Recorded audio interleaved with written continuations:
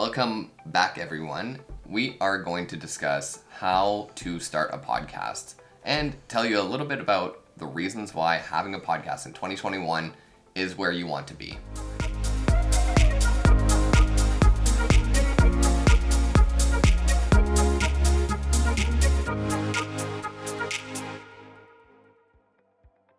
If you've never met us before, my name is Bethany, this is my husband Luke, and we are Loft Studio. We're a husband and wife team who specialize in wedding photography and videography here in Ottawa, Canada. We have a passion to help other photographers grow their business and find clients consistently.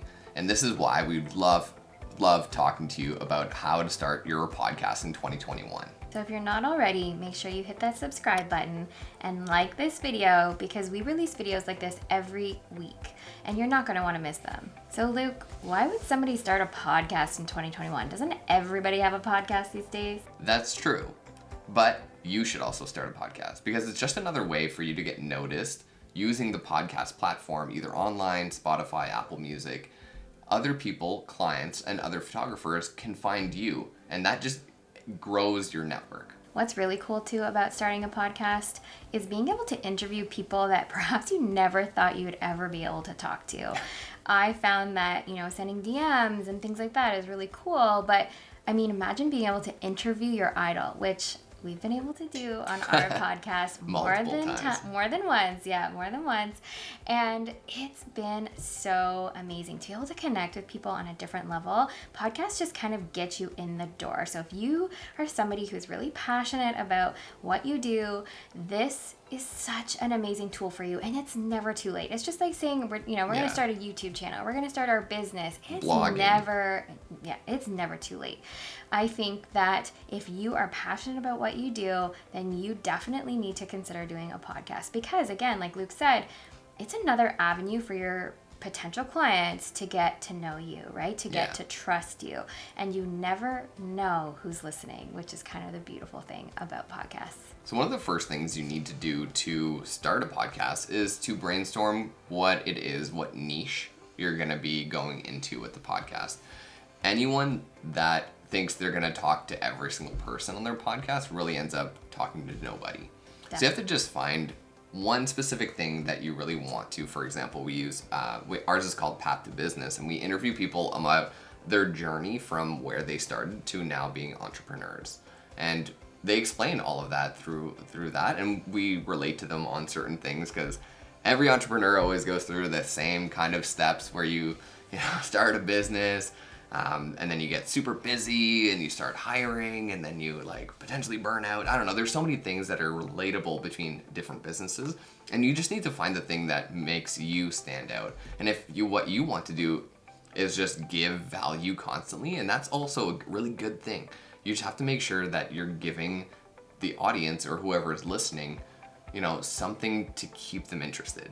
On our podcast, we also give little insights and tips on our own business as well. That's the beauty of a podcast or running your own business in general.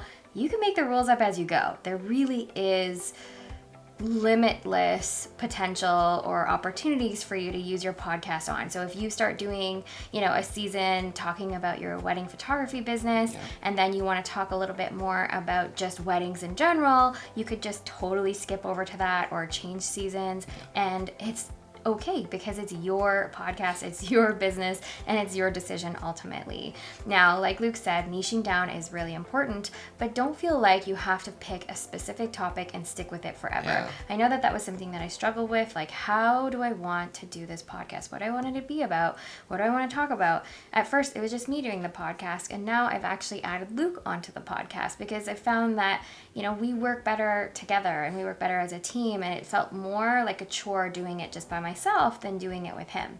So I think you need to understand that it can grow, it can change and evolve just like your business does. So don't feel like you have to just pick one and stick with it forever. It can always evolve and change. Now, funny enough, ours is called Path to Business. However, it still is relatable to everything that we're already doing and talking about on the podcast. So for instance, right now, I'm interviewing a guest who is talking a lot about spirit and, energies and really listening to your intuition. And I know that seems like completely off topic when it comes to wedding photography, but when it comes to growing your business or starting a business, having somebody who understands what that inner voice is has been so amazing for me, and is so transformational when it comes to growing not only my business but myself. So I think that, again, don't feel like you have to hold back. There are so many things that you can do with your podcast, so never feel like you have to be cornered into one specific topic. Yeah, that being said, just make sure that you have kind of like a goal for each episode. And I think that's what should drive each episode that you're recording, is maybe just what do I want to teach somebody, or what do I want somebody to learn from this podcast, and just stick with that. It doesn't have to be wedding related or photography related. Like you said, it could be entrepreneurial mindset or intuition, or something that just you'll see as you start getting an audience. You kind of just want to tailor your stuff maybe towards the general population of your audience, but it could still be relatable to business owners, entrepreneurs, photographers, whatever it is that you want. The next step after you choose your niche or whatever you want to talk about on your podcast is really kind of the technical side. Now, we won't walk you through every single step, but what we found and has worked for us since we started our podcast last year is that we used a system called Anchor. Now, it's really super easy. You record your podcast on whatever kind of audio device that you want to use. However, we found that recently we've been able to, learn and grow, and we've been able to use a microphone. And this microphone has been a big game changer for us, and we would highly, highly recommend it for you to start using during your podcast interviews or during your recording. So it is a little bit of an investment, but having a really good microphone really does make a difference. So that was one of the things that I think we kind of learned, learn the hard way.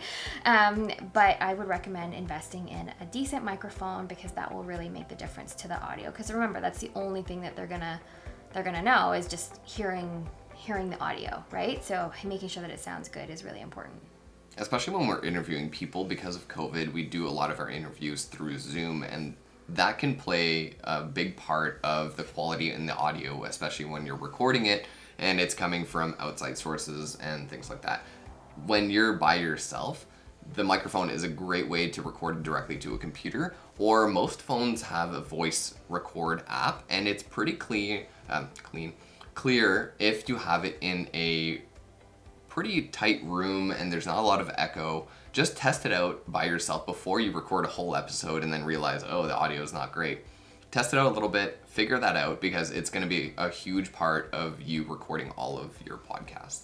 Now, of course, we're visual people. So the next step that we did with our podcast was to think, okay, what do we hear people talking about the most? And that is go find all of these info, these links, all that stuff in the show notes. So of course, we thought, well, we need to put this on a blog. We need to put this somewhere. We need to sort of have a place where people can go and find us if they want to. So we went one step further. This is not something you have to do by any means, but it is a way for you to start to generate some hype and really just have a place where you've documented all of your episodes. So we do that by using a blog, and it's on WordPress.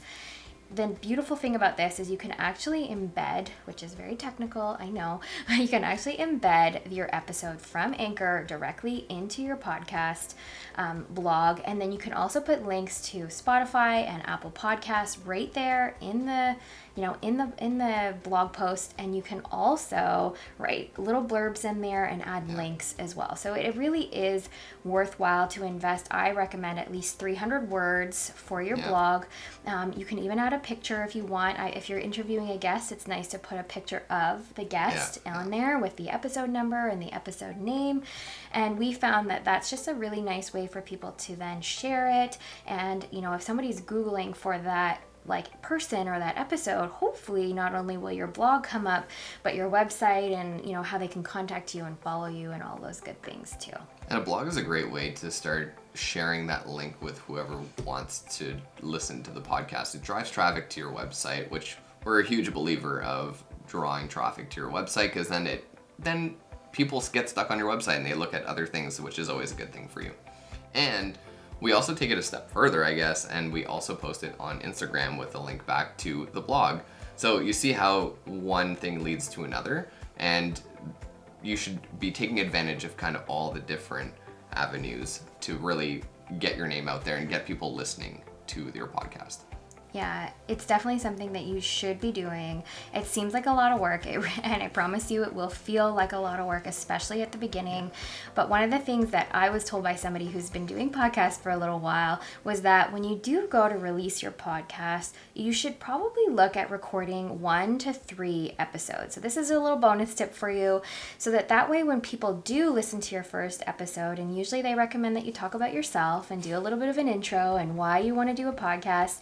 And then your second and third episode should just be there, whether you're interviewing somebody or if you just want to talk a little bit more about a certain subject that you're passionate about. But you should have at least 3 episodes ready and uploaded on the day of your launch, so that way people can binge listen to your episodes and hopefully, be able to subscribe and get ready for maybe a weekly episode, or, you can make the rules however you want. So if you can make it once a month or once a week or twice a week, whatever it is that you want to do. And if you are using YouTube, which is a beautiful tool, you could also look at repurposing that content too. And that's something that we've been doing lately too. So yeah, recording it on YouTube and then repurposing it into a podcast later. It's a little bit different doing it the other way around, but it's definitely pretty good to do, like Bethany said, 3 episodes, release them all at once. And then also, she said you can pick the rules about how often you want to do it, but maybe choose one to begin with, like every 2 weeks or every month or whatever it is,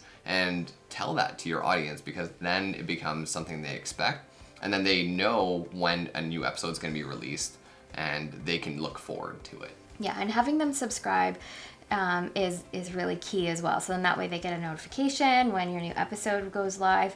But if you do have, Instagram or places like that, you could also share it on there. But just really want to get people thinking about and engaging with you on your podcast, because I found that it's been able to open a lot of doors for us. And, there's nothing better than being able to feel like, wow, I put in all this effort, I put in all this work, and it's actually paying off. It's not something where you're going to make tons of money overnight or anything like that, but it is a real, what we call our passion project. And it's a nice way for us to do something that is a little bit outside of our comfort zone, that is also a little bit more, dynamic and fun. And we definitely wouldn't change it if we could. So definitely recommend that you do it. So if you're on the fence about creating a podcast, I hope that you will take some of these tips and just start. That's one of the biggest things that, I was on the fence going back and forth about the topics and what I want to do and what I want it to be about. But what I realized is the best thing you need to do is just start. It doesn't need to be perfect. Each episode doesn't have to be flawless. We've changed our intros 100 times at this point. We make mistakes. We definitely don't put as much effort into every single one, and that's okay.